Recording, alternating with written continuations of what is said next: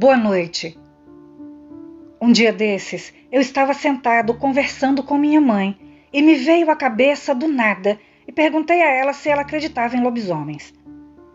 Ela olhou para mim, sorriu e me disse: seu bisavô era um lobisomem. Eu também ri e ela retrucou: era sim. Chama sua avó, pergunta sobre o pai dela. Pergunta se ele não se transformava em lobisomem mesmo.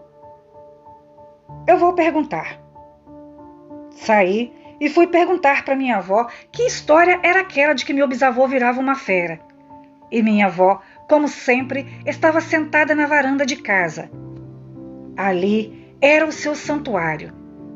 Passava quase o dia todo sentada ali em uma cadeira de balanço, olhando o movimento da rua. Minha avó, por parte de mãe, mora com a gente.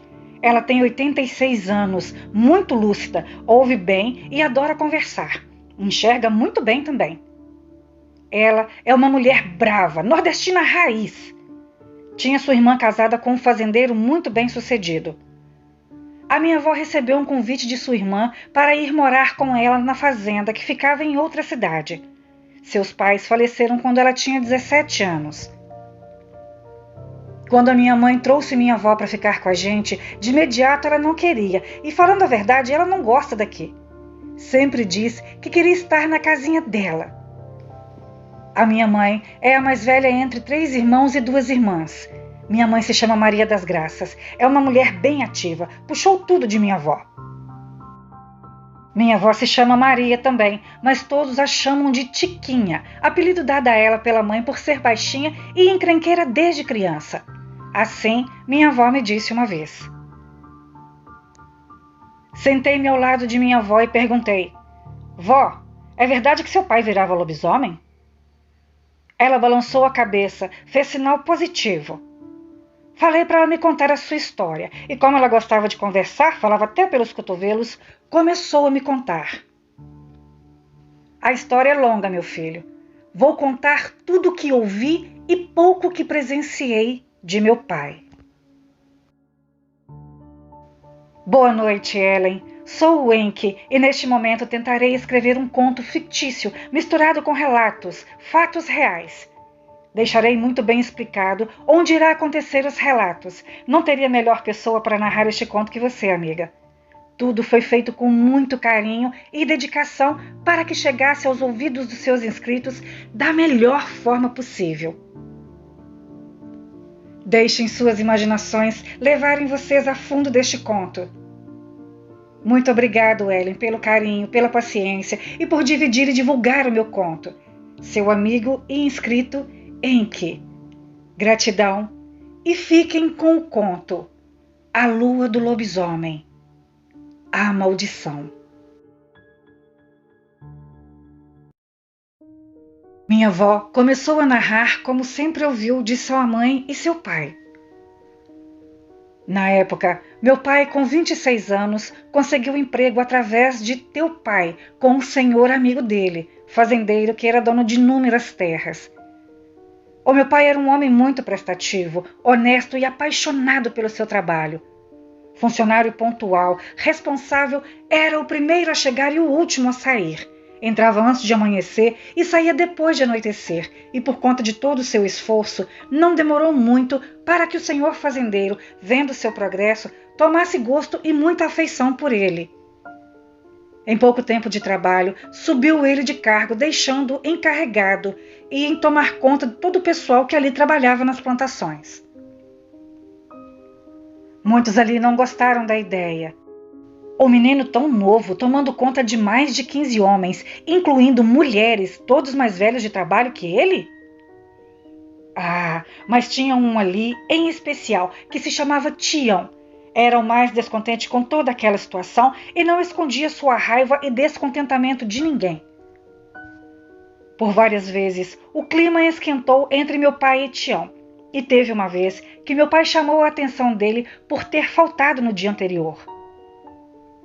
Tião era um senhor meio problemático, sempre fazendo coisas erradas e não aceitando ordens a não ser do próprio patrão. Tião não gostou, chegou a puxar uma faca para o meu pai e o pessoal logo tratou de apaziguar e acalmar aquela situação. E foi em meio a uma confusão dessas que o fazendeiro estava passando ao lado de cavalo e viu a discussão e perguntou aos empregados o real motivo e ao meu pai. E ambos disseram a mesma coisa, menos Tião. De imediato, o fazendeiro chamou Tião para dentro de seu escritório. Falou muitas coisas a ele, dizendo que depois de algum tempo, o mesmo acabou se tornando um problema a todos.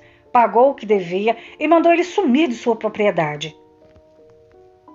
Tião tentou explicar, se justificar, mas o fazendeiro era um homem rude, imponente, falava uma vez só e não voltava atrás depois de ter tomado uma decisão. E não acatou os pedidos de desculpas de Tião, não. Ele saiu de dentro da casa com uma cara de poucos amigos e olhando diretamente a meu pai. Passou-se uma semana. O meu pai estava indo trabalhar e no meio do caminho encontrou Tião vindo em direção contrária a ele. O meu pai estava a pé. Tião estava montado em seu cavalo. O meu pai disse que ficou com medo naquele momento, mas sabia que não tinha como correr ou escapar daquela situação embaraçosa e continuou a caminhar. E ao chegar perto do meu pai, Tião puxou a rédea do cavalo, que deu um solavanco e se emparelhou ao lado do meu pai. E sem muita conversa, foi logo falando em tom alto. Você é um moleque mimado e abusado. Acha que já é homem? Me fez perder meu emprego, mas você e aquele velho fazendeiro maldito há de me pagar caro por essa vergonha que me fizeram passar diante de todo aquele pessoal. Eu vou arrancar a cabeça daquele miserável e tomar seu sangue no chapéu daquele velho sem vergonha. O meu pai tentou se defender daquela situação, mas Tião mandou ele calar a boca, senão o sangraria ali mesmo. E ao dizer isso, foi se afastando com o cavalo e resmungando palavras ofensivas direcionadas ao meu pai e ao seu patrão. O meu pai tremia, não era homem de brigas, e ele sabia que naquela época, naquele fim de mundo, quando essas pessoas te ameaçavam, as promessas eram mantidas, executadas e no final cumpridas. O meu pai seguiu seu caminho amedrontado e depois de algum tempo chegou ao seu local de trabalho. Chegando lá, ele encontrou o seu patrão e não se fez de bobo, não. Contou tudo ao fazendeiro, todas as ofensas e ameaças que tivera ouvido de Tião, há um instante atrás a caminho do trabalho. O fazendeiro ficou uma fera, muito bravo, falando alto as palavras. Quem esse Tião pensa que é? Pena que não sei onde esse desgraçado mora, senão ia dar cabo dele hoje mesmo. Eu disse que ficasse calmo, que ele só estava nervoso por conta do emprego perdido, e aos poucos o meu patrão foi se esquecendo daquela conversa.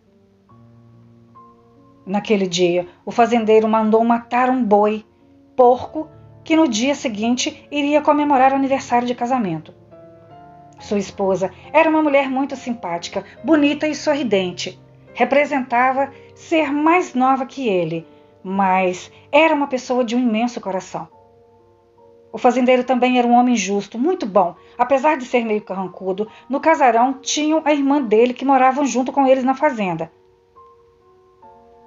O dia se passou. O meu pai foi embora para casa. No outro dia, foi trabalhar e o patrão lhe disse para dispensar a turma às 15h e que, se quisessem, todos estavam convidados ao aniversário de casamento dele e da esposa.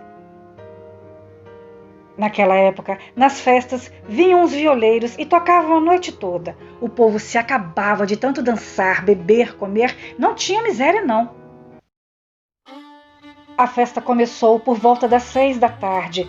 Era comida e bebida à vontade. E por volta da meia-noite, meu pai já estava cansado. Achou o fazendeiro e disse que iria embora descansar.